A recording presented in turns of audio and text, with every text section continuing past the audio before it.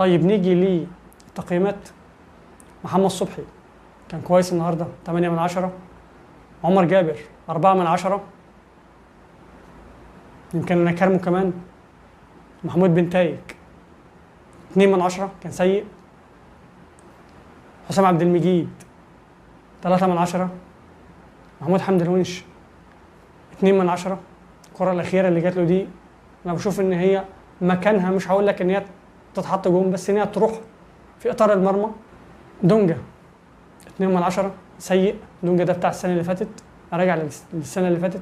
محمد شحاتة مش لازم كل كرة تشوطها، 3/10. ادم كايد انا بشوفه لعيب خطوط اكتر من ان هو لعيب جناح، بس هو مش افضل حاجه،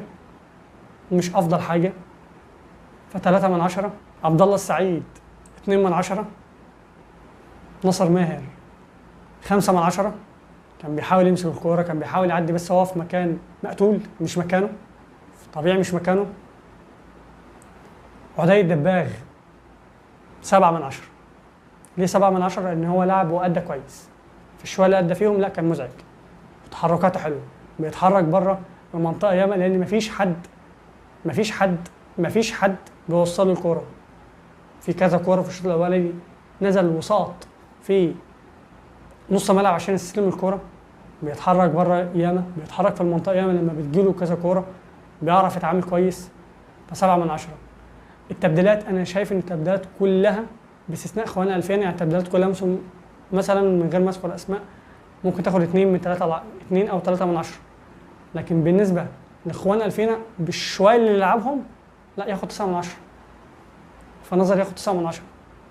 انا كحازم بحب اللعيب الحريف، اللعيب الكوير، اللعيب الصايع، اللعيب اللي بياخد الكوره بيعرف يتصرف. انا بحب الجناح اللي لما تجيله الكوره ما يبصش وراه، ياخد الكوره ويطلع لقدام، ان شاء الله حتى لو قدامه 3 4 لعيبه بس يطلع لقدام. انا بحب كده، لان في مره هتيجي معاك. لما هيبقى قدامك 3 لعيبه هتعدي، 4 هتعدي، هتاخد فاول، هتعمل ازعاج، هتعمل خطوره. فانا بحب اللعيبه دي. بالنسبه ليانيك فيريرا 0/10. 0/10 لانه ادار ماتش سيء وعك جامد في التبديلات، عك في بدايه الماتش، عك في شكل اللعيبه في الملعب، مفيش انسجام، مفيش تقارب الخطوط، مفيش ضغط.